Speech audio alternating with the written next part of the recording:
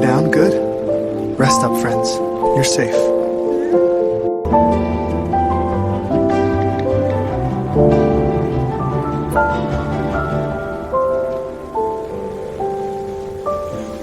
Whoa, it's warm in here. Feels good. Oh, welcome. Just set the blankets on the first table. Got it. Snow's really coming down out Sure there. is. Those cans can go at the end. Thank you. Hey, buddy. He Keeping just watch? wants ear scratch. It's alright, sweetheart. Come here. Just rest now, Luna. You're safe with me. He's so fluffy. He loves when you scratch behind his ears. Hey, buddy, dinner's coming right up. You're a good boy, aren't you? There you go, sweetheart. Enjoy. Thanks, I've got more bowls if you need them.